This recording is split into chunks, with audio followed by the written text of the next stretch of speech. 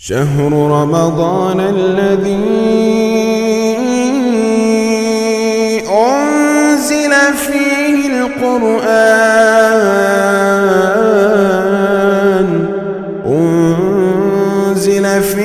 القرآن هدى للناس وبينات من الهدى والفرقان۔ قرآن حکیم کا دوسرا پارہ آپ نے سماعت فرمایا۔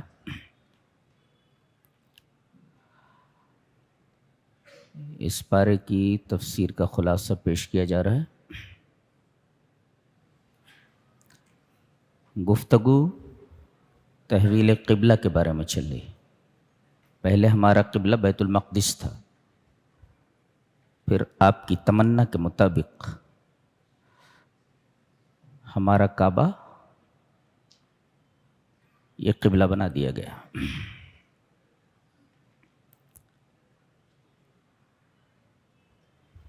تحویل قبلہ پر منافقین اور یہود نے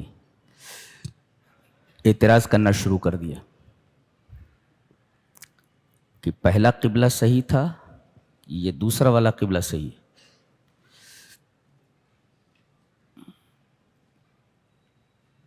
اللہ تبارک تعالیٰ نے فرمایا بے وقوف لوگ اعتراض کریں گے کہ قبلہ کیوں بدل گیا۔ ایک مفسر اس کی تفسیر میں لکھتا ہے کہ اذا رأیت احدا یعترض علی الشرع فاعلم انہ سفیہ، جب کسی آدمی کو دیکھو کہ وہ شریعت اسلام کے اوپر اعتراض کر رہا ہے تو جان لو کہ اس سے بڑا بے وقوف دنیا میں کوئی ہے ہی نہیں۔ تو گویا اسلام پر اور شریعت اسلامیہ پر اعتراض کرنے والوں کو اللہ تبارک و تعالیٰ نے سب سے بڑا بے وقوف کہا ہے۔ تو جو لوگ شریعت اسلامیہ پر اعتراض کرتے ہیں، اسلام کے قوانین پر اعتراض کرتے ہیں، قرآن حکیم نے انہیں بے وقوف کہا ہے کہ ایسے لوگ بے وقوف ہیں، تو ہم لوگوں کو بھی انہیں بے وقوف سمجھنا چاہیے۔ اچھا،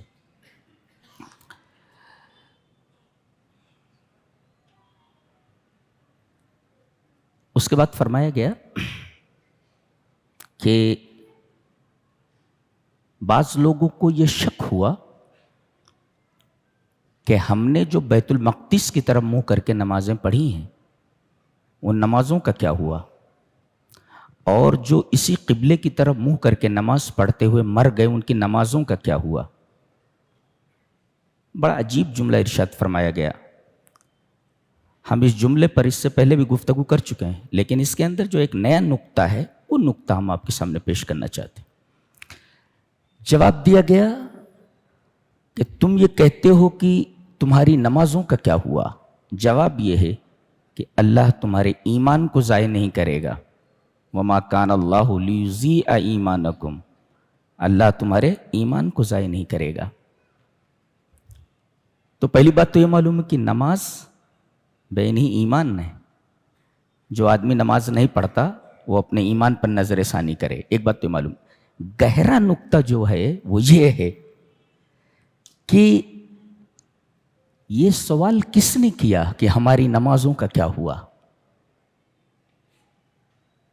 جنہیں نماز کی فکر تھی نا، ہاں، جنہیں نماز کی فکر تھی انہوں نے یہ پوچھا کہ ہماری نمازوں کا کیا ہوا۔ کہیں وہ نمازیں ضائع تو نہیں ہو گئی؟ اس پر ایک مفسر یہ کہتا ہے کہ فوات اجر پر قلوب مومنہ ہی کو تأسف ہوتا ہے۔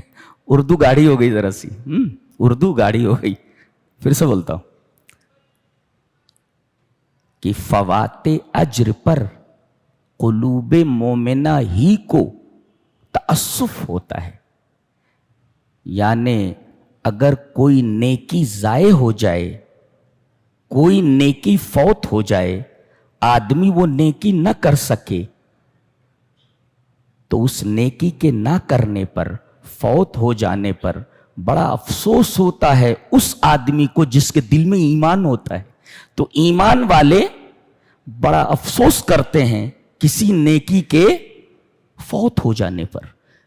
تو فوات اجر پر قلوب مومنہ ہی کو تاسف ہوتا ہے. یہ مطلب ہے. یہ بہت گہرا نکتہ ہے. تو اگر کوئی نیکی چھوٹ جائے اور اس پر آپ کو افسوس ہو تو خوش ہو جاؤ کہ تمہارے دل میں ایمان ہے. اس لیے کہ فوات اجر پر تاسف، افسوس قلوب مومنہ ہی کو ہوتا ہے. یہ بہت گہرا نکتہ ہے، اسے مضبوطی سے یاد رکھو.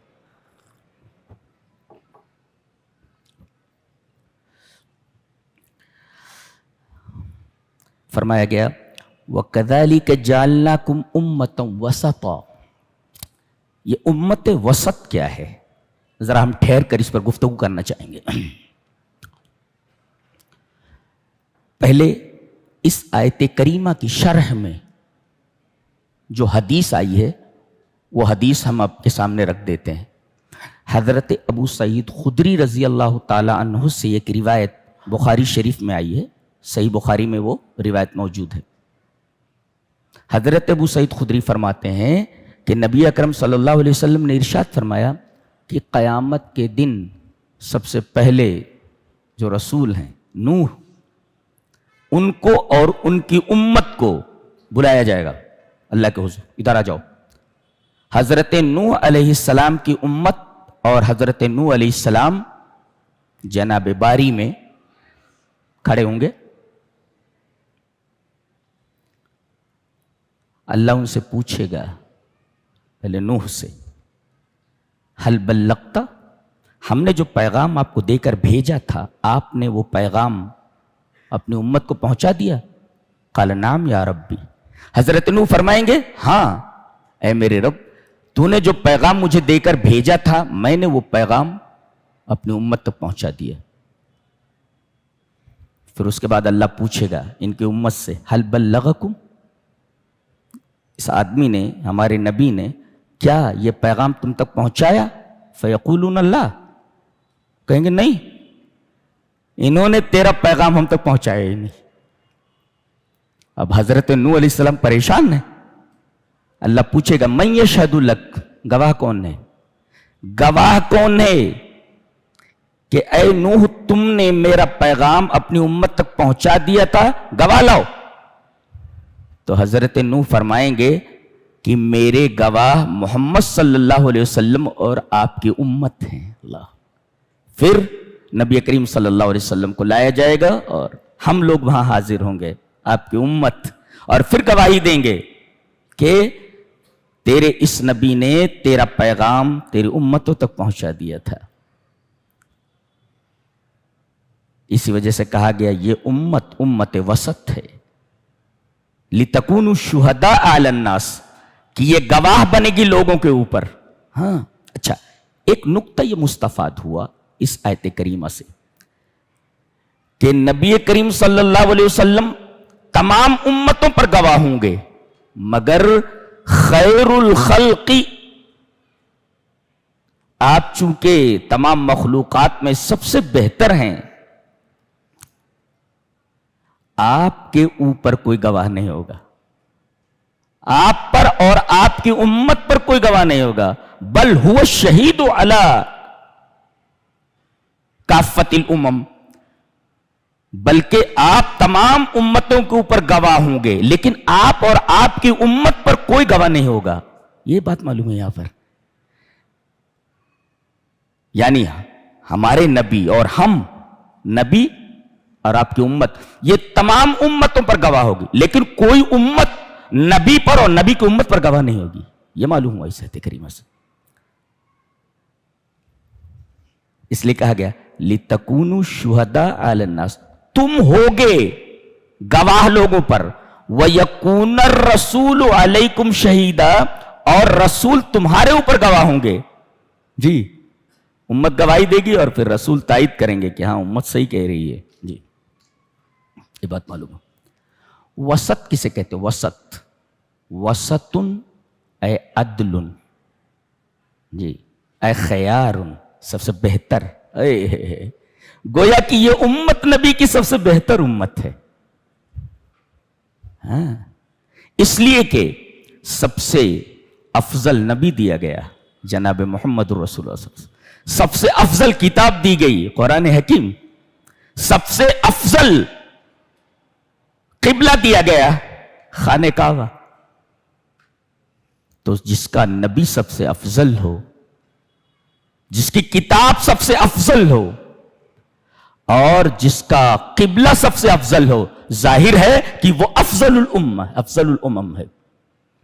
اس وجہ سے اس سے امت وسط کہا گیا ہے، یعنی تمام امتوں میں سب سے افضل، سب سے عادل، سب سے جی.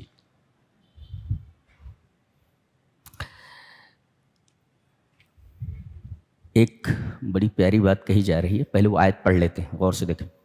وَلَئِنْ أَتَيْتَ الَّذِينَ أُوتُوا الْكِتَابَ بِكُلِّ آيَةٍ مَا تَبِعُوا قِبْلَتَكَ وَمَا أَنْتَ بِتَابِعٍ قِبْلَتَهُمْ وَمَا بَعْضُهُمْ بِتَابِعٍ قِبْلَةَ بَعْضٍ وَلَئِنِ اتَّبَعْتَ أَهْوَاءَهُمْ مِنْ بَعْدِ مَا جَاءَكَ مِنَ الْعِلْمِ إِنَّكَ إِذًا لَّمِنَ الظَّالِمِينَ. اس کی سٹائل کیا ہے بولنے کی؟ سب سے حیرانی مجھے اس کی گفتگو کے اوپر ہوتی ہے. یہ انسان کا کلام نہیں ہو سکتا. اس کی جو بولنے کی سٹائل ہے، یہ کسی انسان کی بات اس انداز کی ہو ہی نہیں سکتی. یہ کلام خود بتا رہا ہے کسی انسان کا کلام نہیں ہو سکتا. کوئی ہے جو اس کا متکلم ہے، وہی اللہ ہے.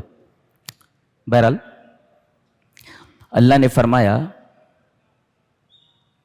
کہ یہ یہود اتنے پکے ہیں کہ ان کے سامنے تمام نشانیاں پیش کر دو، تب بھی یہ تمہارے قبلے کو ماننے والے نہیں.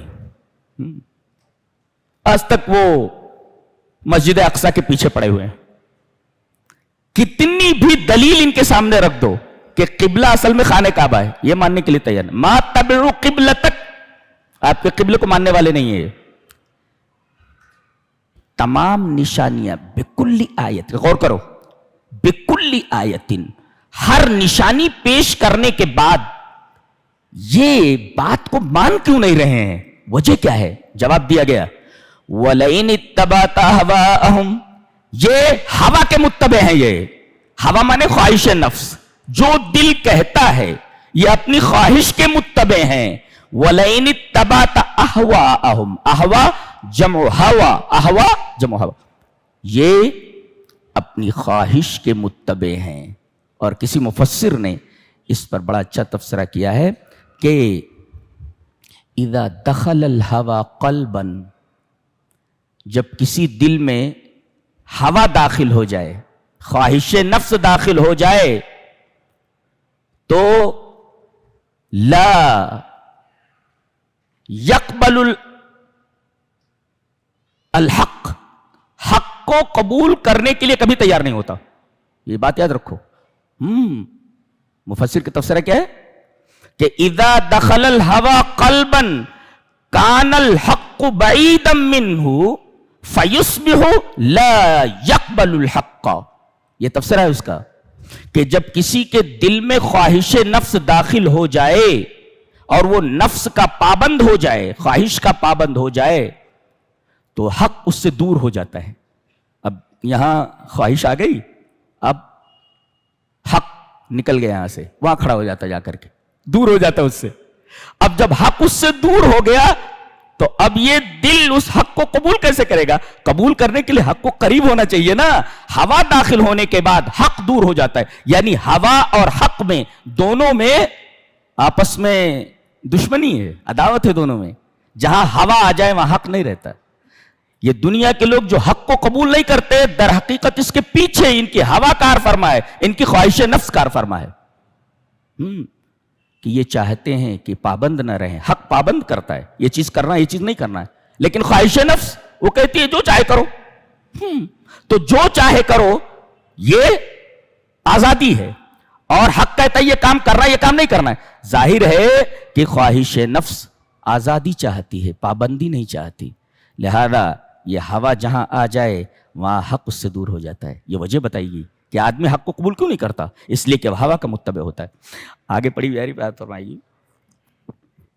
ان حقائق میں سے ایک حق ہے رسول کی معرفت، کہ یہ سچا رسول ہے. یہود کو معلوم ہے یہ، اور یہ حقیقت ہے، یہ مانتے ہیں کہ یہ رسول وہی رسول ہے اور رسول برحق ہے.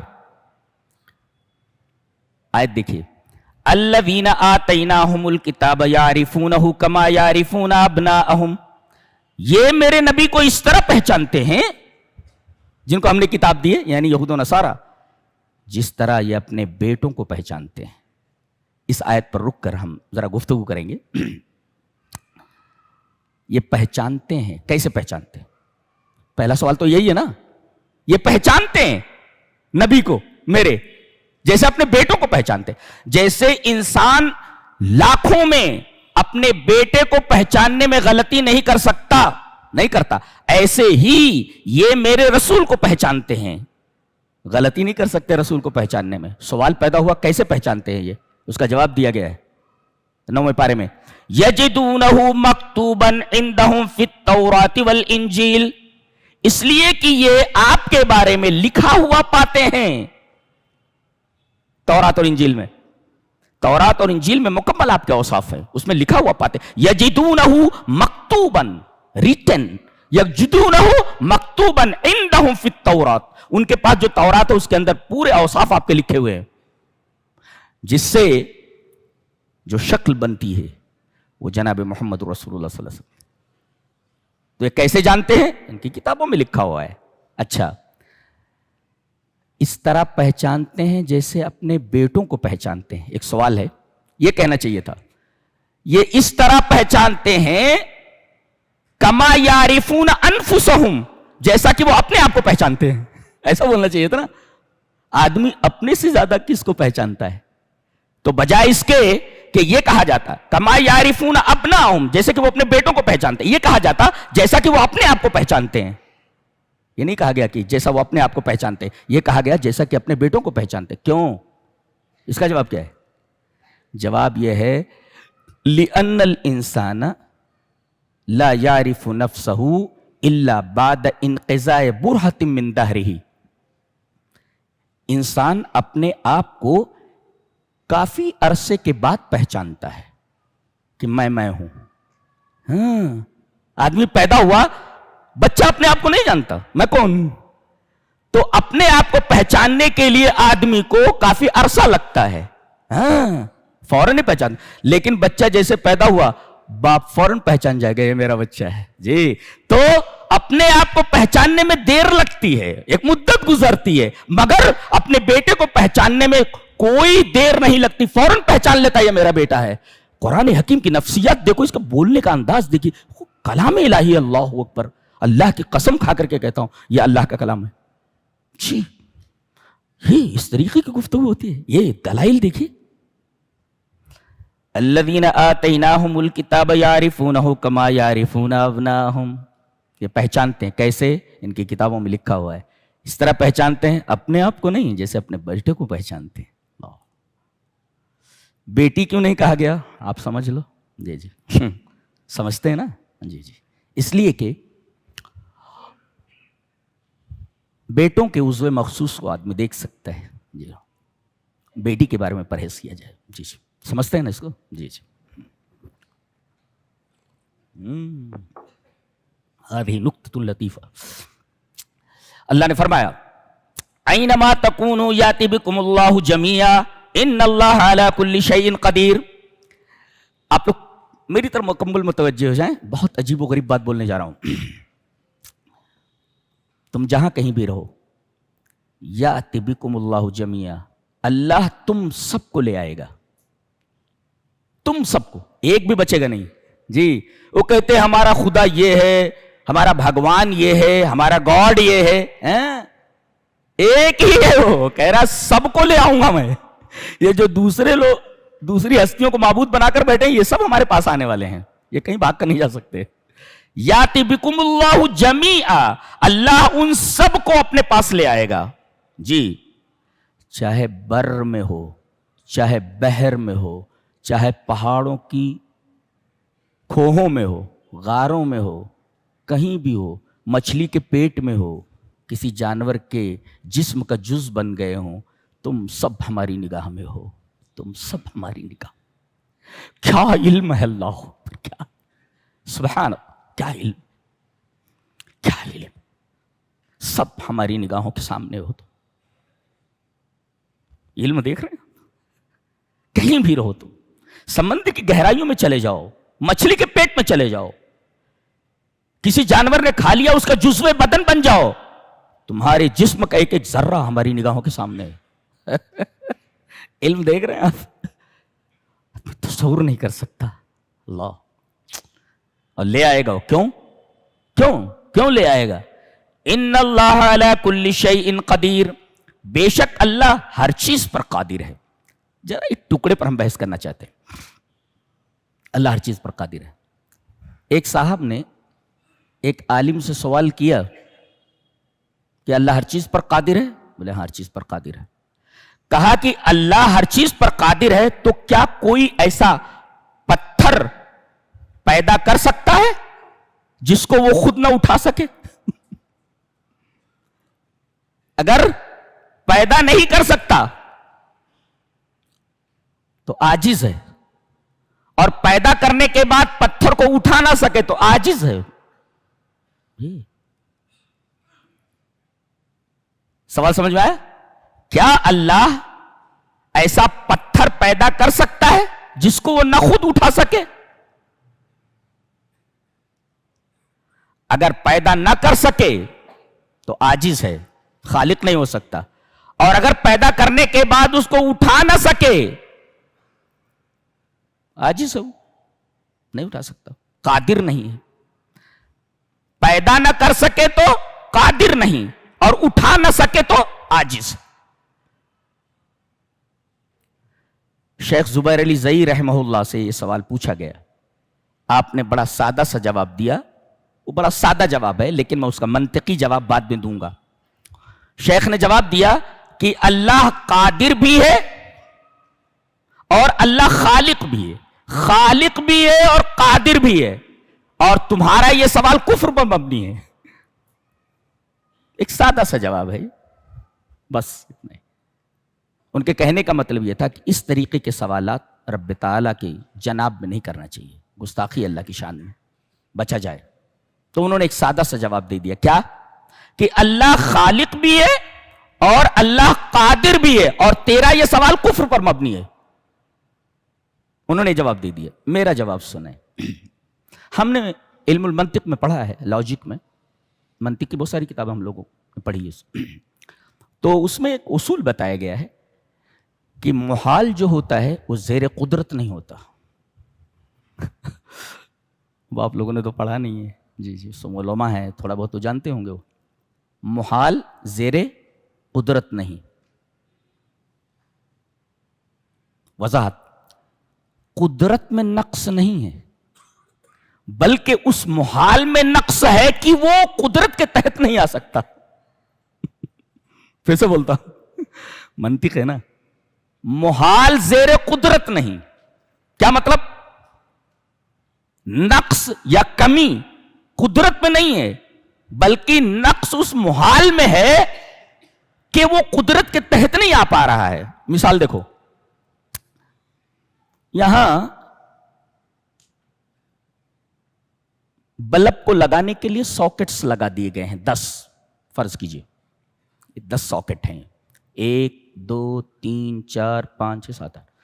یہ 10 جو ہے ساکٹ لگا دیے گئے ہیں کہ اس میں بلب کو لگایا جائے تو بلب روشن ہو جائے گا. برابر؟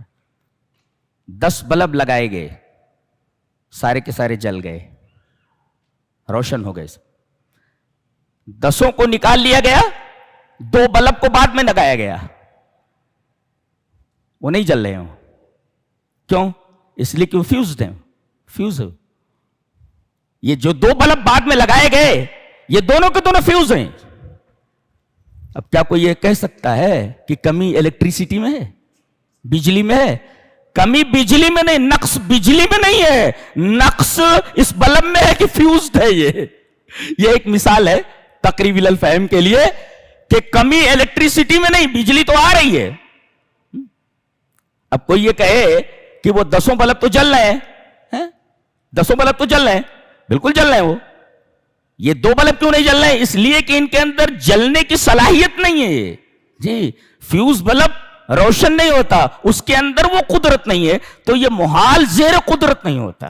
ہاں, اس مثال کو سامنے رکھیں, بہت ساری مثال بنا سکتے ہیں آپ جی.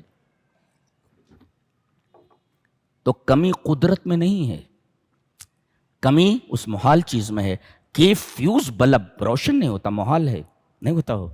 کمی اس بلب میں ہے کیونکہ وہ فیوزڈ ہے وہ. اسی طرح نبی کریم صلی اللہ علیہ وسلم تبلیغ کامل لے کر کے آئے. آپ مبلغ کامل ہیں, آپ کی تبلیغ کامل ہے. اب کوئی یہ سوال کرے کہ نبی کی تبلیغ کامل تھی تو ابو جہل اور ابو لہب ایمان کیوں نہیں لائے؟ یہ سوال ہے. نبی کی تبلیغ کامل ہے تو ابو جہل اور ابو لہب ایمان کیوں نہیں لائے؟ جواب اس کا یہی ہے کہ نبی کی تبلیغ کامل ہے مگر کمی ابو جہل کے دل میں تھی کہ وہ اس تبلیغ کامل کے فیض حاصل کرنے سے قاصر تھا. یہ مطلب ہے اس کا. تو یہ باتیں یاد رکھیے.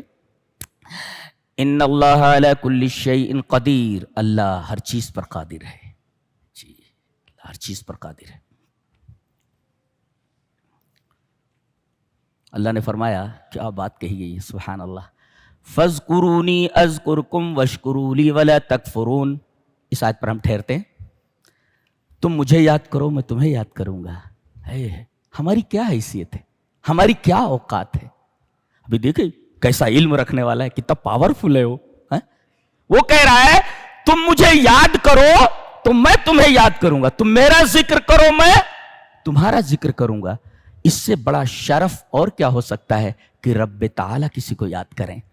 ہم یاد کریں تو ایک بات ہے, لیکن کمال یہ ہے, شرف یہ ہے کہ رب تعالیٰ آپ کو یاد کریں. اللہ فرما رہا ہے کہ تم مجھے یاد کرو میں تمہیں یاد کروں گا. اس سے بڑا شرف کیا ہو سکتا کہ اللہ تمہیں یاد کرے. اور اللہ تمہیں کب یاد کرے گا؟ جب تم اس کو یاد کرو گے. فاذکرونی اذکرکم واشکروا لی ولا تکفرون.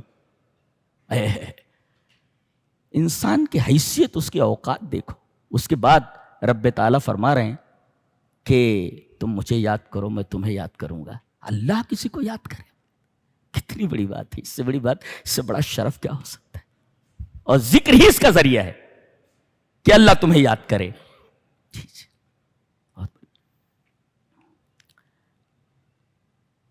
ابن جبیر نے کہا ہے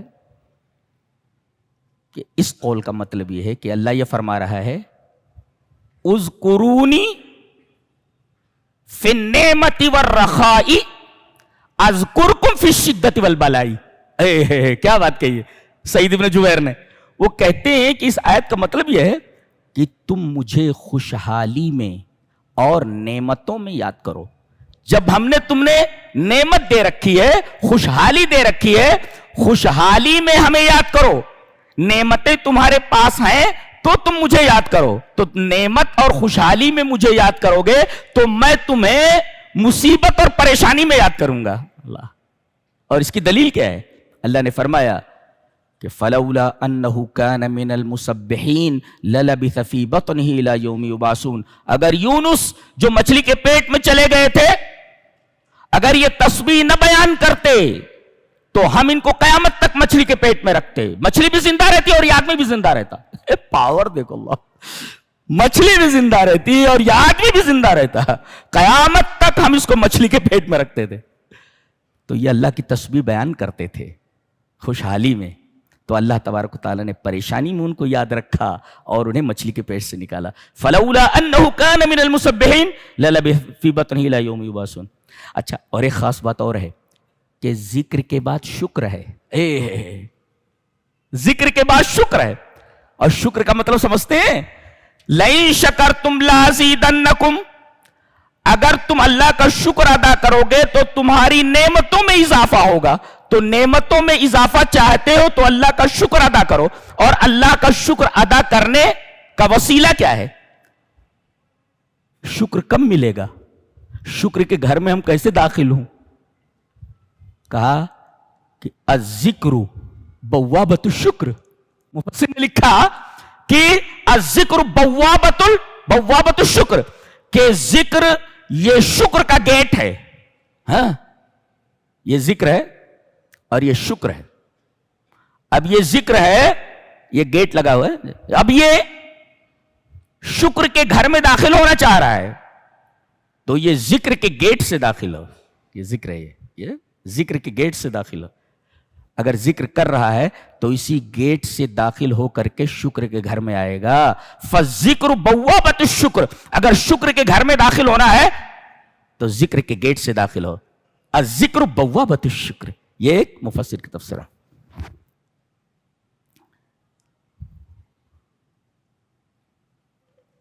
اور اس کے بعد شکر کو صبر کے ساتھ ملا دیا.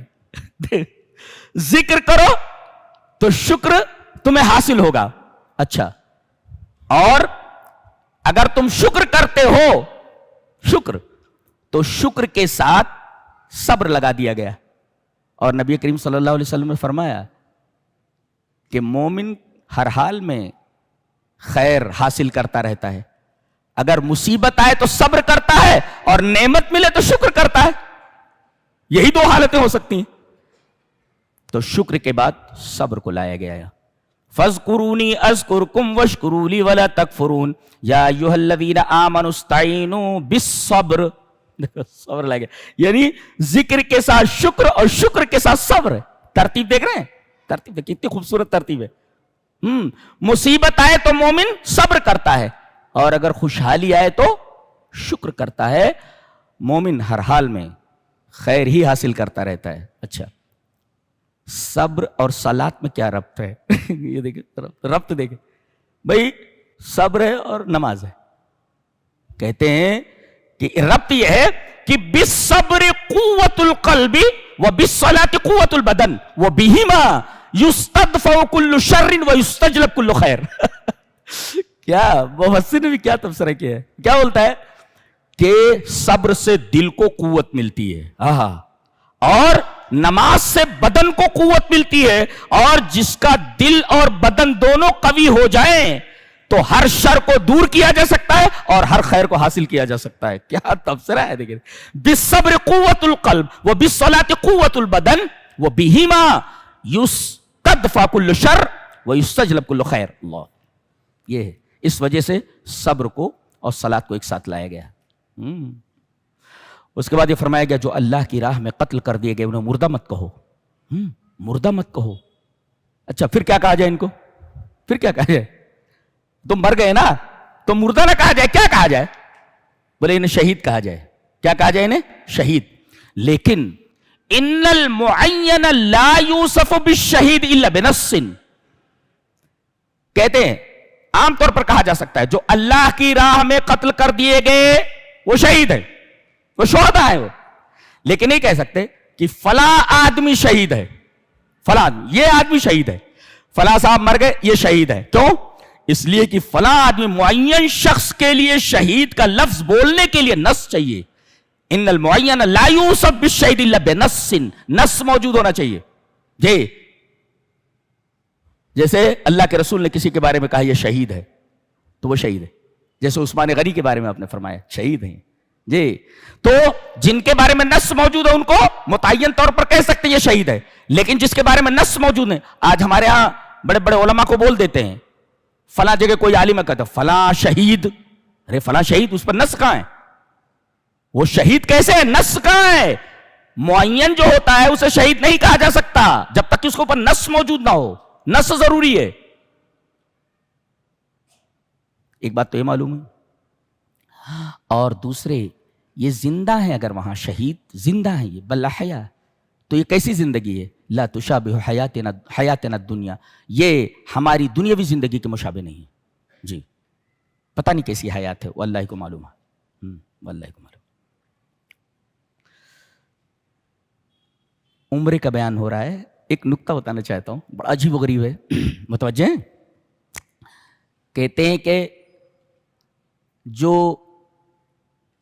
نفلی عمرہ کرے, نفلی عمرہ کرے, ومن تطوع خیرا, نفلی عمرہ کرے, کہ عمرہ کرنا, پھر اس کے بعد نفلی عمرہ کرتا رہے, نفلی حج کرتا رہے. فإن اللہ شاکر علیم, اللہ شاکر ہے اور علیم ہے. کبھی آپ نے شاکر کا مطلب سنا ہے؟ شاکر کسے کہتے ہیں؟ اللہ شاکر ہے. بندہ شاکر ہے اللہ کا شکر ادا کرتا ہے, کوئی نعمت ملے, کوئی نعمت ملے, اللہ کا شکر ہے, تو آپ شاکر ہوئے. اللہ شاکر کیسے؟ وہ نعمت ملنے پر شکر ادا کر, ارے وہ سب کو نعمت دیتا ہے, اسے نعمت کی کیا ضرورت ہے؟ تو اللہ شاکر کیسے ہوا؟ ما معنی شاکر؟ شاکر کہتے ہیں الشاکر هو الذی یصیب العامل اکثر من عملہ.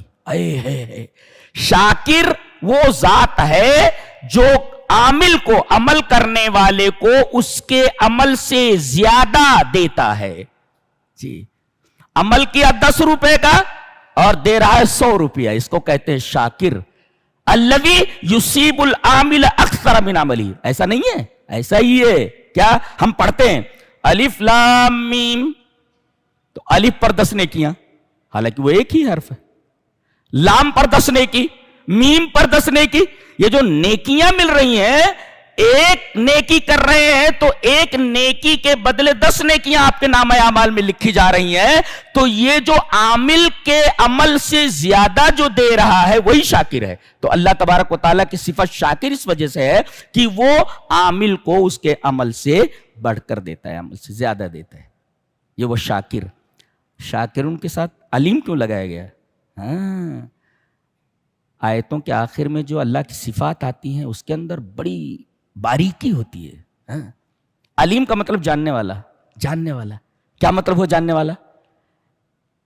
شاکر میں یہ بتایا گیا کہ اے عمل کرنے والے بندے, تو عمل کر, تیرے عمل سے ہم تمہیں زیادہ عطا کریں گے. ایک نیکی کر, ایک نیکی پر 10, 700 سے بھی زیادہ ہم دیں گے. اس کے بعد اطمینان دلایا گیا. کیا بندہ کہہ سکتا ارے چھوٹی نیکی کیا ہے میں نے, ایسا ہے, وہ پتہ نہیں میں نے کیا ہے کہ نہیں کیا ہے, بھول گیا ہوں. علیم کہہ کر کے اطمینان دلایا گیا. کیا کہ تو نے چھوٹی نیکی کی ہو یا بڑی نیکی کی ہو, نیکی کر کے بھول بھی گیا ہو, لیکن ہمیں مکمل علم ہے, ہمیں مکمل علم ہے. چھوٹی نیکی ہے کہ بڑی نیکی ہے, تو بھول گیا نیکی کر کے, لیکن ہم نہیں بھولے ہیں. علیم, ہم جانتے ہیں. تو تیری چھوٹی نیکی کے اوپر بھی تجھے مطمئن ہو جانا چاہیے کہ ہمیں اس چھوٹی نیکی کا بھی علم ہے, اور ہم اس چھوٹی نیکی کے اوپر تجھے اجر دینے والے ہیں. یہ مطلب ہے علیم کا. شاکر کے ساتھ علیم کو جو جوڑا گیا ہے. کیا بات ہے, سبحان اللہ. کہا گیا جو لوگ توبہ کر لیں اور اصلاح کر لیں, خاص طور سے وہ لوگ جو علم کو چھپاتے ہیں, توبہ کر لیں, اصلاح کر لیں اور وضاحت کر دیں کہ ہم نے اس علم کو چھپایا تھا. بہت سارے لوگ ہیں مسئلہ جانتے ہیں کہ مسئلہ یہ ہے, لیکن چھپاتے ہیں اس کو.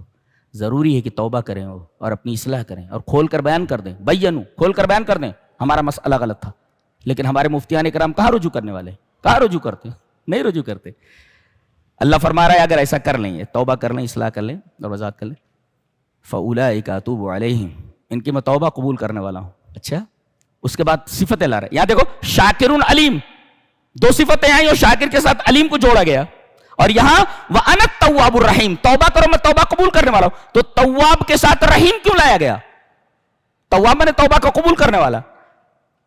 اللہ فرما رہا ہے توبہ کرنے کے بعد, گناہ کیا تم نے, معافی مانگ رہے ہو نا, اللہ رحیم ہے, اور یہ رحمت تقاضا کرتی ہے کہ کوئی توبہ کر لے تو اللہ توبہ کرنے والے کو سزا نہ دے. یہ اس کی رحمت کا تقاضا ہے. سو التواب کے ساتھ الرحیم لایا گیا. بات سمجھ میں کچھ آ رہی ہے کہ نہیں؟ ارے یہ اسرار ہیں, سب اسرار ہیں یہ. اس کے لیے اولو الالباب ہونا ضروری ہے. قرآن حکیم ان لوگوں کو اپیل کرتا ہے, ان لوگوں کے ذہنوں کو جو اولو الالباب ہیں, جن کے پاس دماغ ہے. یہ احمق لوگوں کے لیے نہیں ہے جی. پوری کتاب اسرار و رموز سے بھری ہوئی ہے. تواب کے ساتھ رحیم کیوں لایا گیا؟ ریپیٹ کرتا ہوں, کوئی آدمی کوئی غلطی کرتا ہے اور معافی مانگ لیتا ہے.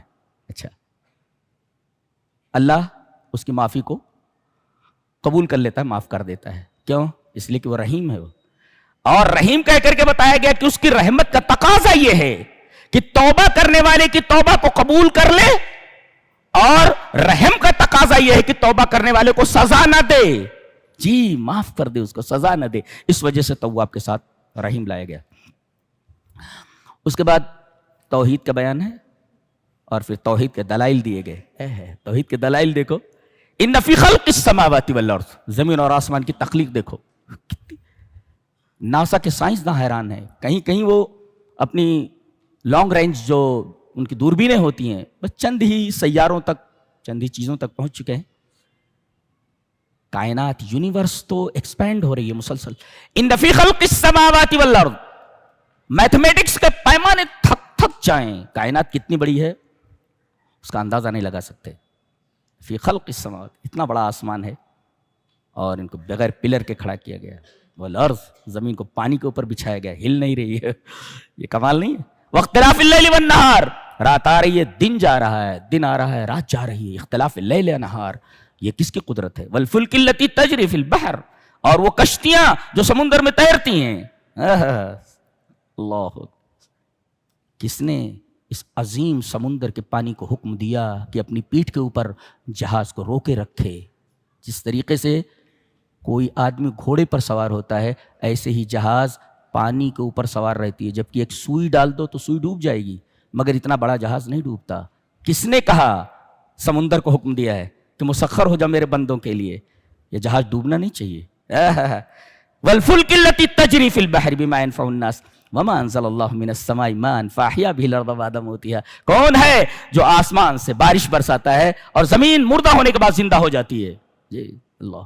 وتصریف الریاح، اور ہواؤں کو پھراتا ہے.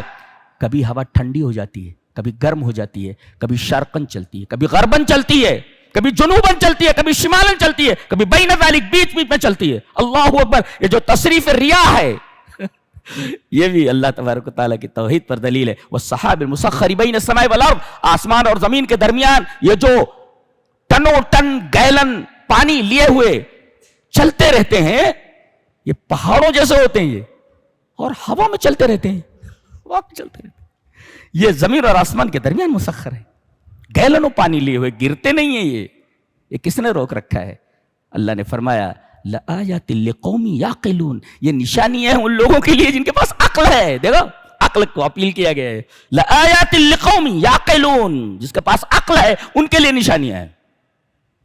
اور جو ان سے نصیحت نہ حاصل کر سکے ان نشانیوں سے، اس کے پاس عقل نہیں ہے، بے عقل آدمی ہے وہ.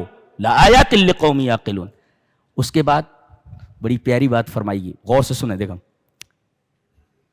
توحید بیان کی گئی اور اس کے بعد توحید کے دلائل دیے گئے کہ یہ سب جب کوئی انسان نہیں کر سکتا. وَإِلَٰهُكُمْ إِلَٰهٌ وَاحِدٌ، تمہارا معبود ایک معبود ہے. اچھا یہ دعویٰ ہے، دعوے کی دلیل دی گئی کہ یہ ساری چیزیں میں کرتا ہوں. کون؟ اختلاف اللیل و نہار، خلق السماوات والارض، یہ ساری چیزیں میں کرتا ہوں. کوئی نہیں کر سکتا. جب کوئی نہیں کرتا تو میں ہی عبادت کے لائق ہوں نا. یہ دلیل دی گئی، دعویٰ کیا گیا، دعوے کی دلیل دی گئی. اور اس کے بعد یہ آیت کریمہ یہ بڑی پیاری ہے جو پہلے سے متصل ہے. کیا؟ وَمِنَ النَّاسِ مَن يَتَّخِذُ مِن دُونِ اللَّهِ أَندَادًا. عجیب بات یہ ہے کہ توحید کے اتنے واضح دلائل کے باوجود بھی کچھ لوگ اللہ کو چھوڑ کر دوسروں کو اپنا معبود بنا لیتے ہیں. یہ کتنی عجیب بات ہے. وَيُحِبُّونَهُمْ كَحُبِّ الْأَندَادٍ يُحِبُّونَهُمْ كَحُبِّ اللَّهِ، اور ان سے اس طرح محبت کرتے ہیں جیسے اللہ سے محبت کرنی چاہیے. دیکھو محبت کی دو قسمیں ہیں بنیادی. ایک ہوتی ہے محبت مشترکہ اور ایک ہوتی ہے محبت خاصہ.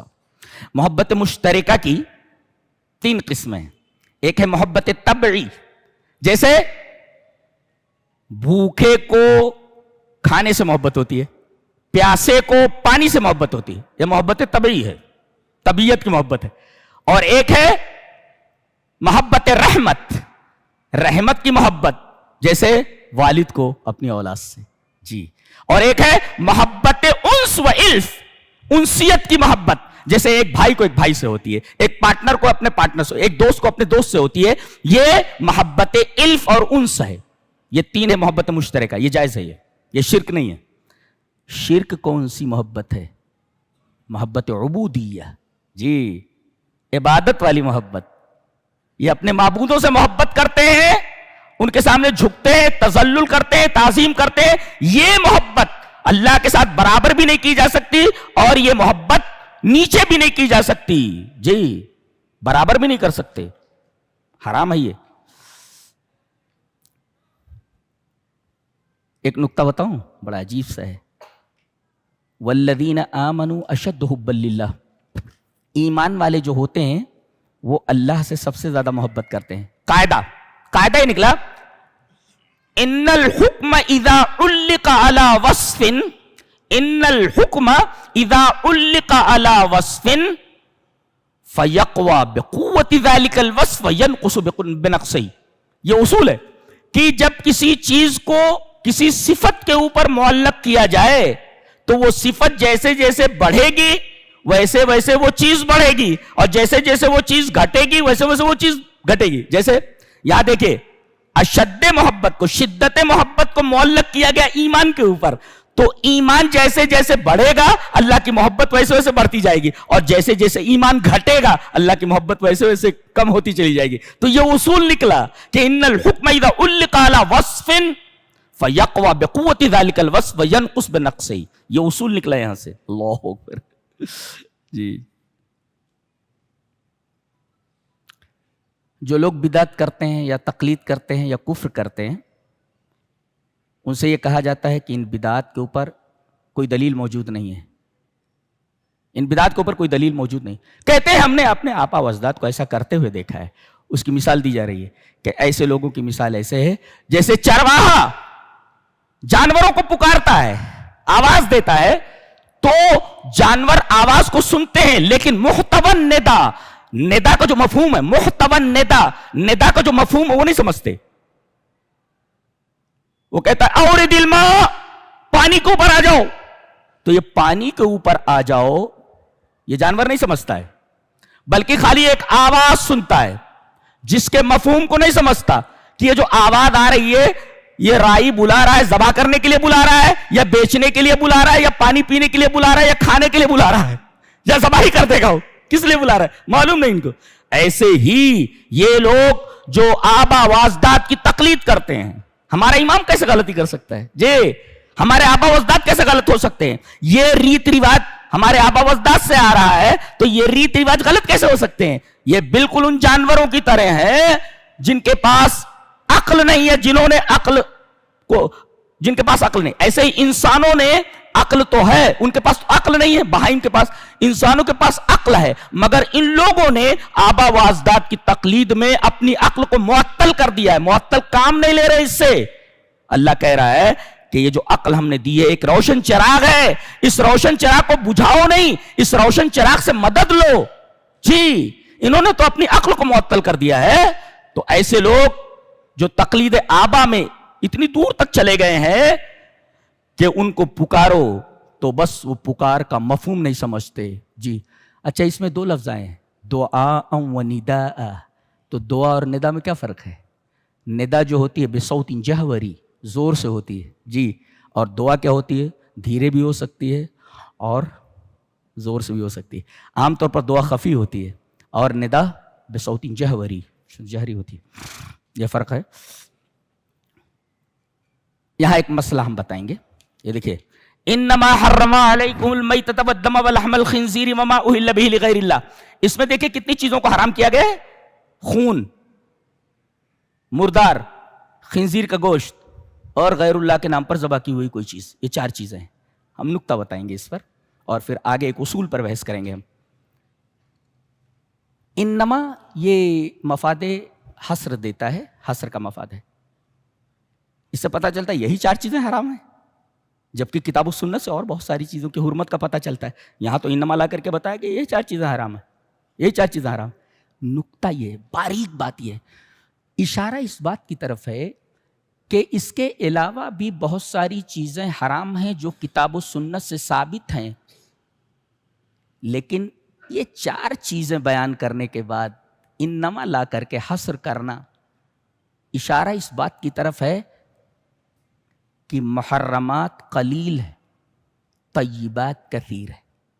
اشارۃ الی قلۃ المحرمات وکثرۃ الطیبات, کہ حرام بہت کم ہے. جی حرام بہت کم ہے, اس کے مقابل میں طیبات جو پاک چیزیں ہیں وہ بہت زیادہ ہیں. ارے بھائی, تو بہت زیادہ جو پاک چیزیں ہیں ان کو پکڑنا, یہ جو کم چیزیں ہیں ان کو استعمال کرنے کے در پہ کیوں ہے؟ حضرت آدم کی مثال آپ کے سامنے نہیں ہے؟ کہا گیا کہ پوری جنت میں رہو, جو چاہو کھاؤ پیو, تمام چیزیں حلال ہیں, طیبات ہیں آپ کے لیے, لیکن اس درخت کے قریب نہ جانا. دیکھیں ایک ہی چیز حرام کی گئی, حرام قلیل ہے, ایک ہی چیز حرام ہے جنت کے اندر, دیکھو وہاں, اور ساری چیزیں طیبات ہیں. تو طیبات کے مقابل میں محرمات قلیل ہیں, لیکن کیا کرتا ہے شیطان, ان طیبات کو نگاہوں سے ہٹا کر کے, ان کی وقعت کم کر کے لوگوں کو حرام کی طرف لے آتا ہے. اب دیکھو وہاں جنت کی تمام طیبات موجود ہیں, صرف ایک چیز حرام کی گئی, قلیل ہے بالکل, اب گھما پھرا کر کے لے گیا وہیں پر, وہیں لے گیا اور کھلا دیا ان کو, کھلا دیا. ایسے ہی شیطان کا کام کیا کرتا ہے, طیبات پھیلی ہوئی ہیں, کثیر ہیں, ان سے نظر ہٹا کر کے دماغ لگا دیتا ہے محرمات کے اوپر اور محرمات تک پہنچا دیتا ہے. ہذا دقیق, ہذه نکتۃ لطیفہ فی هذه الآیہ. جی تو انما حرم علیکم المیتۃ والدم ولحم الخنزیر. والدم پر ہم بحث کر لیں, کیا روزے میں خون دینا جائز ہے؟ جی جی, دم مسفوح حرام ہے.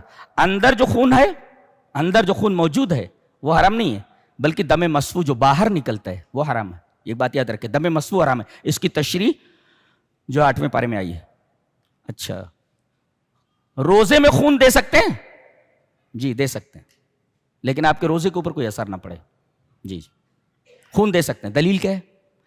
دلیل یہ ہے کہ نبی کریم صلی اللہ علیہ وسلم نے روزے کی حالت میں حجامہ کرایا, جس کو کپنگ تھراپی بولتے. اب کپنگ تھراپی میں کیا ہوتا ہے, جگہ جگہ کٹ لگا کر کے وہ سینگی رہتی ہے, اس سے خون کو کھینچتے ہیں. وہ پہلے طریقہ تھا, اسے فسٹ کھلوانا کہتے ہیں, فسٹ کھلوانا, جو اس کو کہتے ہیں کپنگ تھراپی, جگہ جگہ کٹ مار کر کے خون کو نکالنا. جو نبی کریم صلی اللہ علیہ وسلم نے حالت روزہ میں کپنگ تھراپی کرائی, حجامہ کرایا, اور حجامہ میں زیادہ خون نکلتا ہے, کافی خون نکل جاتا ہے. نبی کریم صلی اللہ علیہ وسلم نے حجامہ کروایا, خون زیادہ نکلنا, خون نکلنا. اس سے علماء نے ثابت کیا ہے کہ روزے کی حالت میں خون نکالا جا سکتا ہے, تو خون نکال کر کے دوسرے کو دیا جا سکتا ہے, یہ معلوم. لیکن ایک حدیث اس کے خلاف ملتی ہے, کیا کہ افطر الحاجم والمحجوم, کہ حجامہ کرنے والا اور جو حجامہ کروائے دونوں کے دونوں کا روزہ ٹوٹ گیا. یہ حدیث منسوخ ہے نبی کریم صلی اللہ علیہ وسلم کے اس عمل سے. نبی کریم صلی اللہ علیہ وسلم نے حالت روزہ میں حجامہ کروایا. آپ کا یہ عمل منسوخ کرتا ہے اس حدیث کو, جو حدیث ہے افطر الحاجم والمحجوم. جی جی,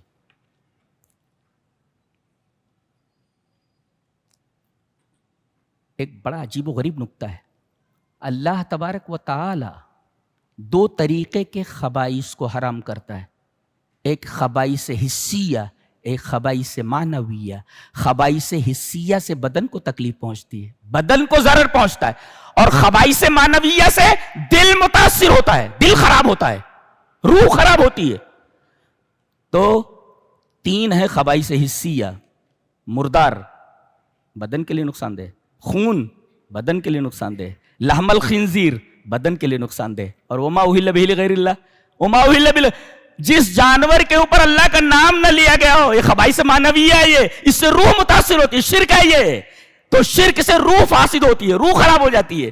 تو اللہ تبارک و تعالی جہاں خبائث حسیہ سے ہم کو دور رکھنا چاہتا ہے, خبائث معنویہ سے بھی دور رکھنا چاہتا ہے, اس لیے کہ جہاں وہ بدن کی تربیت کرتا ہے, بدن کے اچھا کرنے کے لیے سامان مہیا کرتا ہے, اسی طریقے سے روح کی اصلاح کے لیے بھی سامان مہیا کرتا ہے. اس وجہ سے وما اہل لغیر اللہ, وما اہل بہ لغیر اللہ کو حرام قرار دے دیا گیا.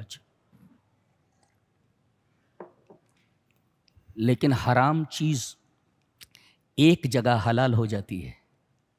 جی, فمن اضطر, اگر آدمی اضطرار کی حالت میں آ جائے, یعنی کوئی آپشن نہ رہ جائے, کوئی آپشن نہ رہ جائے, یہ ہے مطلب. اضطرار کا مطلب کوئی آپشن نہ رہ جائے اس حرام چیز کے علاوہ. اگر آپشن موجود ہے تو یہ حرام چیز استعمال نہیں کر سکتے آپ. ایون دوا کے اندر بھی, تداوی میں ویسا نہیں کر سکتے. آپشن اگر موجود ہے تو آپ بھوکے ہیں, مر رہے ہیں, جان جانے کا خطرہ ہے, سور کے گوشت کے علاوہ کوئی آپشن موجود نہیں, آپ کھا سکتے ہیں, کھا سکتے ہیں. کوئی حرام دوا ہے اور دوسرا آپشن موجود نہیں اس مرض کے لیے, ڈاکٹر بولتا ہے یہی دوا ہے, خالی حرام ہے, یہ آپشن نہیں, سیکنڈ آپشن نہیں ہے, تو کیا کرنا, وہ دوا لے لینا. اگر آپشن موجود ہے تو وہ دوا نہیں لے سکتے آپ, لیکن آپشن موجود نہیں ہے تو آپ وہ دوا لے لیں, حرام ہے. اب یہاں ایک سوال پیدا ہوا کہ وہ جو دوا لے رہے ہیں آپ وہ تو حرام ہے، اور نبی کریم صلی اللہ علیہ وسلم نے فرمایا کہ اللہ نے حرام چیز میں شفا رکھی ہی نہیں ہے. اللہ اکبر. تو شفا کیسے ہوگی؟ سوال سمجھ میں آیا؟ ارے ایسے بیٹھے ہوئے جیسے کچھ سمجھ بھی نہیں آ رہا ہے. سمجھ میں آ رہا ہے برابر. ایسا نہیں ہے کہ میں سمجھا نہ سکوں، میں گدھوں کو بھی سمجھا سکتا ہوں. جی تو سوال یہ پیدا ہوا کہ حرام چیز آدمی دوا کے طور پر استعمال کر سکتا ہے. اچھا لیکن اللہ کے رسول نے فرمایا حرام چیز میں شفا ہے ہی نہیں. تو سوال اس کا جواب ابن حزم نے دیا ہے. ارے ہمارے علماء بھی کیسے تھے. اللہ ابن حزم نے دیا ہے کہ اگر آپشن نہ رہ جائے اور وہی حرام چیز ہی استعمال کی جا سکتی ہے تو اضطرار کی حالت میں وہ جو حرام چیز ہے وہ حلال ہو جاتی ہے، اور حلال میں شفا رکھی اللہ نے. دقیق نکتۃ لطیفہ. جی سمجھ میں آیا؟ وہ چیز حلال ہو جاتی ہے اور حلال چیز میں شفا ہے، لہذا اس دوا سے آدمی کو شفا پہنچنے والی، اس لیے کہ دوا تو شافی ہو گئی نا، دوا تو حلال ہو گئی. یہ جواب ابن حزم کا ہے اور بہت پیارا جواب ہے، کمال ہے. اللہ تبارک و تعالیٰ اس علماء کو کروٹ کروٹ جنت نصیب کرے. بہت ساری اشکالات کو دور کرتے ہیں وہ، اگر سامنے آ جائے تو. جی اس کے بعد روزوں کا بیان ہے. جی یہ فلائٹ جو ہے روزے کی، رمضان کی، یہ اپنے مطار سے، اپنے ہوائی اڈے سے کب اڑی ہے؟ شعبان کی 30 تاریخ پورا ہونے کے بعد. اس کا نردھارت سمے سن سیٹ ہے، سورج کا غروب ہونا. اب یہ جہاز اڑ رہی ہے، برابر ہے، اور پورا سفر یہ 1 مہینے کا ہے. اور اگلا جو یہ اس کا مطار ہے جہاں اسے لینڈ کرنا ہے، یہ اس طرف محو سفر ہے. یہ لینڈ کرے گی کب؟ جب رمضان کا آخری دن گزر جائے گا اور سن سیٹ ہو جائے گا، یہ رضوان الہی کے مطار کے اوپر اڑ جائے، ٹچ ڈاؤن کرے گا اللہ تبارک و تعالیٰ کی خوشنودی کے مطار پر. جی ہم لوگ سارے کے سارے مسافر ہیں، بیٹھے ہوئے ہیں، چل رہے ہیں، اور تقوی کے پیٹی کو مضبوطی سے باندھ لیں آپ. جی یا ایھا الذین آمنوا کتب علیکم الصیام کما کتب علی الذین من قبلکم لعلکم تتقون. تقوی کی پیٹی مضبوطی سے باندھ لیں، اس لیے کہ اس میں تقوی کی پیٹی باندھنا ضروری ہے بھائی. جی یہ ہوائی جہاز مکمل سفر، اس میں کوئی چیز آپ لے نہیں جا سکتے. چند چیزیں ممنوع ہیں. غیبت نہیں لے جا سکتے، چغلی نہیں لے جا سکتے، حرام کام نہیں لے جا سکتے، شراب نہیں لے جا سکتے، کوئی چیز نہیں لے جا سکتے، ممنوع ہے، سب پروہیبٹڈ ہے اس پلین کے اندر. جی کرنا کیا ہے؟ یہاں کھانا نہیں ملتا دن کے اندر، ہاں رات میں کھانا ملے گا، برابر ہے. اعلان ہو جاتا ہے، کیپٹن اعلان کر دیتا ہے کہ دن میں کھانا نہیں ملے گا یہاں، اور اگر کوئی اپنی فیملی کے ساتھ ہے فیملی سے دور رہے، اس کو الگ بٹھایا جائے. جی دور رکھو اس کو. اس جہاز میں کھانا نہیں ملتا دن کے اندر، رات ہو جائے گی بالکل کھانا دیا جائے گا. یہ اعلان کس کا ہے؟ کیپٹن کا ہے. کیپٹن قرآن حکیم میں شہر رمضان الذی انزل فیہ القرآن ھدی للناس وبینات من الھدی والفرقان، یہ ہے قرآن حکیم. جی تو آگے بڑھیں، اور اس میں کرنا کیا ہے؟ سب سے بڑا کام آپ کو کیا کرنا ہے؟ رمضان کے فضائل اور مسائل کے بیچ میں اللہ تبارک و تعالی نے دعا کا تذکرہ فرمایا ہے. وَإِذَا سَأَلَكَ عِبَادِي عَنِّي فَإِنِّي قَرِيبٌ. سوال الناس للنبی، قرآن حکیم میں جہاں بھی لوگوں نے نبی سے سوال کیا ہے اس سوال کے جواب میں ہمیشہ قل آیا ہے. یسألونک عن الانفال قل، یسألونک عن الخمر والمیسر قل. ہر سوال جو لوگوں نے کیا ہے اس کے جواب میں اللہ نے فرمایا قل. یہ واحد جگہ ہے پورے قرآن حکیم میں یہاں نبی سے سوال کیا جا رہا ہے مگر جواب میں قل نہیں آ رہا ہے. پتہ یہ چلا کہ یہ اتنا مبارک مہینہ ہے، اس کے اندر دعا اتنی عظیم ہے کہ رب اور بندے کے درمیان، دائی کے درمیان کوئی بھی واسطہ نہیں ہوتا. جی قل کا بھی واسطہ نہیں اللہ نے پسند کیا. جی وَإِذَا سَأَلَكَ عِبَادِي عَنِّي قُلْ فَإِنِّي قریب نہیں ہے، فَإِنِّي قریب، قل کو حذف کر دیا گیا، کوئی واسطہ نہیں ہے. اچھا قریب ہوں کس کے؟ تیری دعا کے قریب ہوں، سن رہا ہوں تو کیا مانگ رہا ہے اس چیز کے قریب ہوں، تجھے کیا چاہیے اس کے بھی قریب ہوں. قریب کا جو متعلق ہے وہ حذف کر دیا گیا ہے. فإنی قریب اجیب دعوت الداعی اذا دعان. اچھا جب دعا کرے گا تبھی دعا قبول کروں گا. دعوت الداعی دعا کرنے والے کی دعا. ہاں جو دعا نہیں کرتا اس کی دعا قبول نہیں ہوگی. جی دعا کرنا ضروری ہے. اجیب دعوت الداعی اذا دعان فلیستجیبوا لی. اب دیکھیے اجابت آئی, میں قبول کرتا ہوں, تو ان کو چاہیے کہ یہ قبول کریں. استجابہ کا مطلب ہوتا ہے کہاں ماننا. ایک مفسر لکھتا ہے من استجاب للہ استجاب اللہ لہ. جو اللہ کی بات مان لے اللہ اس کی بات مان لے گا. تو ظاہر ہے کہ اللہ کی بات مانو, فلیستجیبوا لی میری بات مانو, تو اجیب دعوت الداع. تو من استجاب للہ استجاب اللہ لہ. ہذا دقیق. جی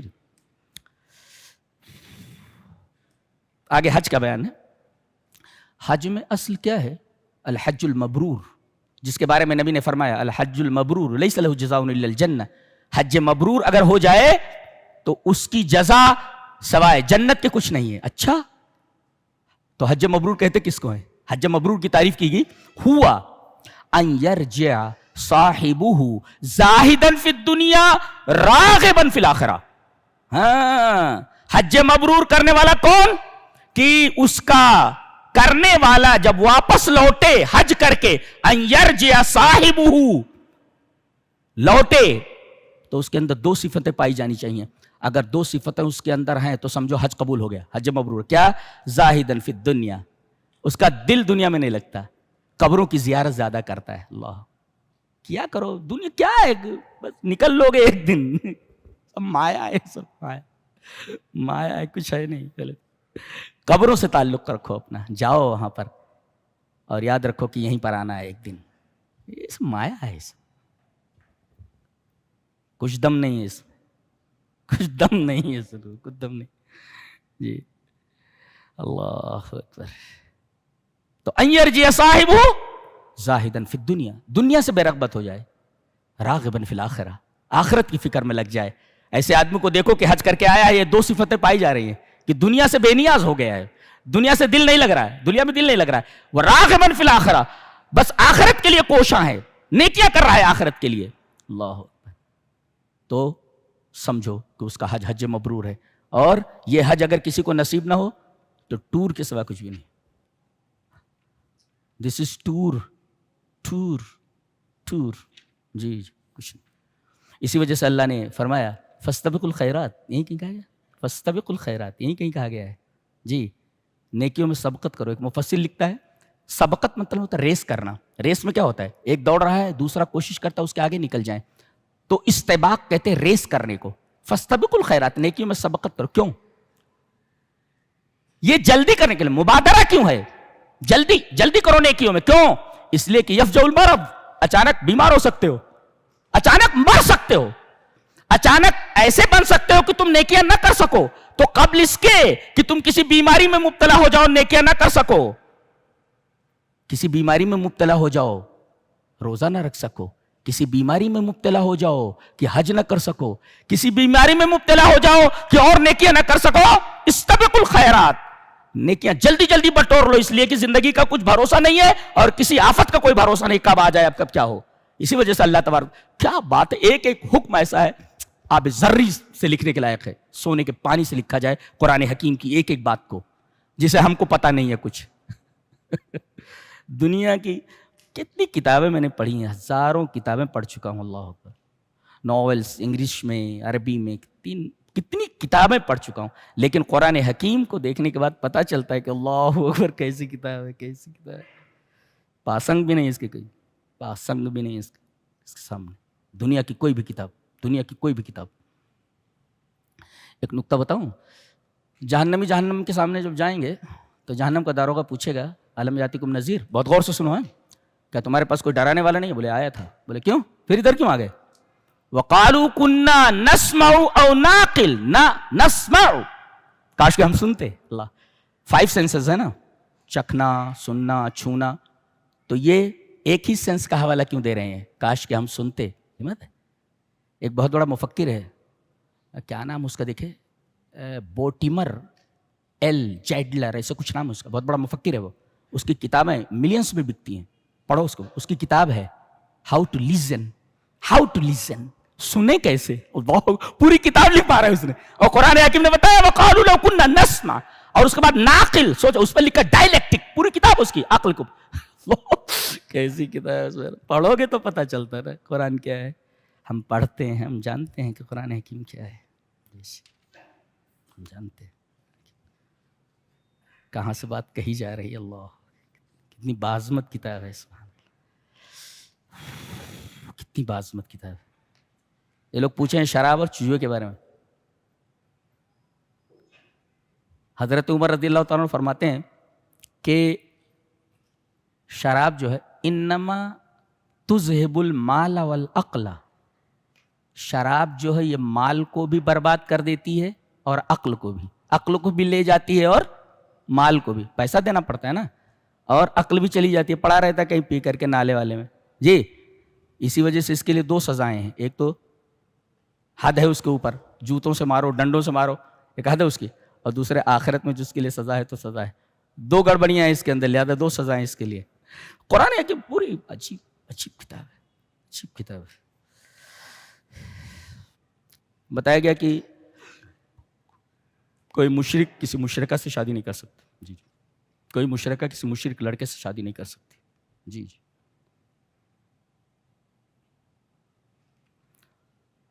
اس کے بعد فرمایا گیا کہ عورتوں کے حقوق مردوں کے حقوق کی طرح ہیں. وَلِلرِّجَالِ عَلَيْهِنَّ دَرَجَةٌ, جی لیکن مردوں کو ایک درجہ حاصل ہے ان کے اوپر. ایک درجہ کیا ہے, وہ کون سا درجہ ہے؟ بہت تلاش کے بعد مجھے ملا ہو کہ کون سا درجہ ہے. یہ کہا القوامۃ ولوازمها, القوامہ الرجال قوامون علی النساء. جی یہ گھر کے سسٹینر ہیں, نگراں ہیں یہ, اس وجہ سے یہ قوامہ یہ درجہ ہے. وہ لوازمها, لوازم کے اندر 4-5 چیزیں ہیں. دین کامل ہے مرد کا, اس لیے کہ عورتوں کا مہینے کے اندر تو 10 دن 4-5 دن وہ دین کے اندر کمی ہو جاتی ہے. عقل میں بھی کمی ہے, اگر کوئی چیز بھول جائے تو دو عورتیں ہونی چاہیے, ایک دوسری کو یاد دلا دے وغیرہ وغیرہ. تو القوامۃ ولوازمها ادی درجہ وللرجال علیہن درجہ. اچھا الطلاق مرتان, طلاق 2 بار ہے, یہ طلقتان نہیں ہے کہ 2 مرتبہ دو. اگر کوئی آدمی بے لفظ واحد یہ کہہ دے میں تجھے 3 طلاق دیتا ہوں, مجھے تو 1000 طلاق دیتا ہوں, نہیں طلاق ہوتی, وہ ایک ہی طلاق ہوتی ہے. کیوں؟ اس لیے کہ مرتان کہا گیا, مرتان بعد مرہ, ایک بار کے بعد ایک بار. آپ یہ کہہ دیں میں 3 بار دیتا ہوں, یہ غلط ہے, یہ غلط ہے, بالکل غلط ہے. طلقتان تھوڑی کہا گیا. اور طلاق دینے کا سب سے جس کو سنی طریقہ بولتے ہیں, سنت کا طریقہ ایک ہی ہے, بس ایک ہی طریقہ ہے. کیا؟ حالت طہر میں اسے طلاق دے دی جائے اور 3 حیض اس کے گزر جائے, خلاص وہ نکل گئی. اس کے علاوہ کوئی بھی طریقہ سنت کے مطابق نہیں. جی اب وہ 3 مہینہ گزر گیا, وہ نکاح سے نکل گئی, اب دوبارہ اگر اس سے نکاح کرنا چاہتے ہو تو پھر دوسری مہر اور نئے نکاح کے ساتھ اس کو لے آؤ. اور جہاں تک حلالہ ہے, اسلام میں حلالے کا تصور ہی نہیں ہے. جی یہ بات یاد رکھو, لکھ لو اس کو, اسلام میں حلالہ ہے ہی نہیں. لوگ حلالہ کہتے ہیں اسلام میں حلالہ, اسلام میں حلالہ ہے ہی نہیں, تصور ہی نہیں حلالے کا. یہ کس نے بنایا حلالہ؟ کہاں ہے؟ میں نے تو نہیں پڑھا, کہیں نہیں ہے. حلالے کا تصور ہی اسلام میں نہیں ہے. لہذا جو لوگ حلالے کو لے کر کے اسلام کو بدنام کرتے ہیں وہ پہلے دلیل لائیں کہ اسلام میں حلالہ ہے. حلالے کا کوئی تصور ہی, کوئی کانسیپٹ ہی نہیں اسلام میں. یہ بات یاد رکھو. بات چل رہی ہے نکاح کی, بات چل رہی ہے طلاق کی, بات چل رہی ہے رضاعت کی, دودھ پلانے کی. عورتیں 2 سال دودھ پلائیں, برابر. شوہر مر جائے تو 4 مہینہ 10 دن اس کی عدت ہے. مطلقہ کی عدت جی ہے 3 حیض ہے. اور اس طریقے سے مختلعہ جو خلا کرا لے اس کی ایک عدت ہے, 1 حیض ہے. جی یہ بحث چل رہی ہے, مسائل بیان ہو رہے ہیں. طلاق, نکاح, امور الاسرہ یعنی خانگی جو زندگی, آئلی زندگی کے جو امور ہیں وہ بیان ہو رہے ہیں. بیچ میں حافظوا علی الصلوات کہا گیا, نماز کی محافظت کرو. ارے بھائی گفتگو چل رہی ہے نکاح پر, گفتگو چل رہی ہے خانگی زندگی پر, گفتگو چل رہی ہے طلاق کے اوپر, یہ بیچ میں نماز کہاں سے آ گئی؟ اشارہ اس بات کی طرف ہے کہ مومن مہما کان منہمکن فی معرکۃ الحیات لا یحل له الانشغال عن النداء الی اللہ.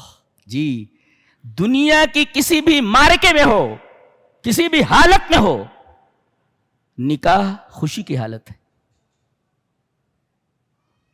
بعض مائیں بہت کائیاں ہوتی ہیں اور بعض بہنیں وہ بھی بہت ہی کائیاں ہوتی ہیں, بہت کائیاں.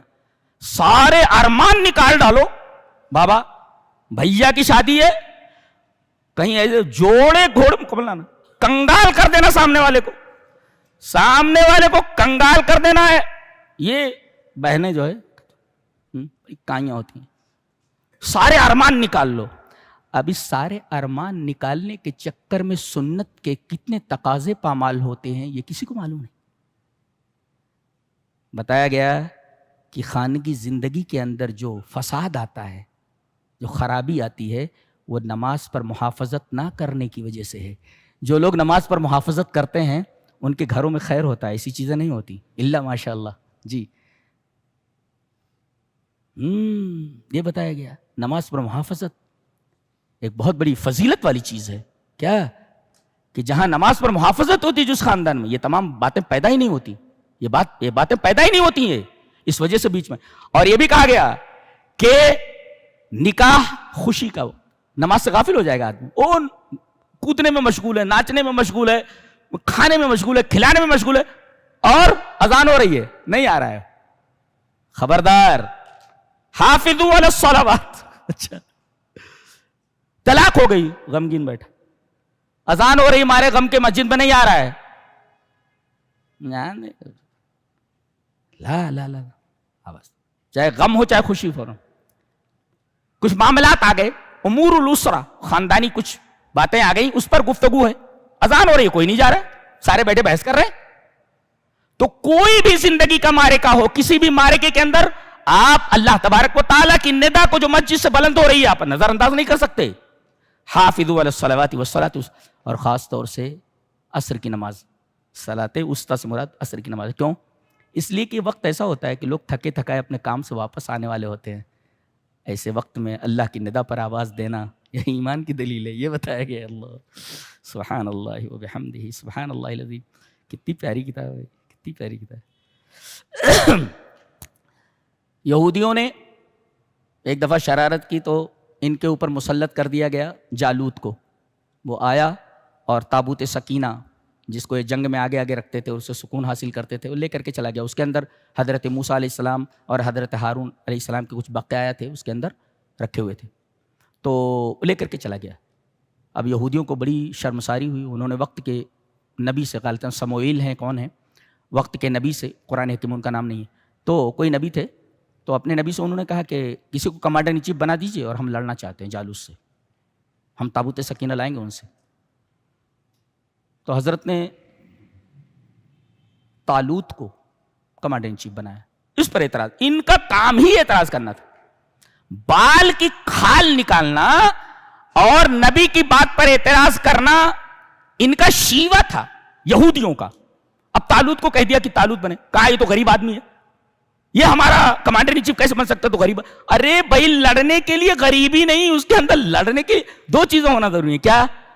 زادہ بسطۃ فی العلم والجسم, ایک تو علم حرب لڑائی کے اصول سے واقف ہو, اور دوسرے جسم یعنی قوت نافذہ اس کے پاس ہو, ینفذ الحق, حق کو نافذ کر سکے. یہ دونوں چیزیں.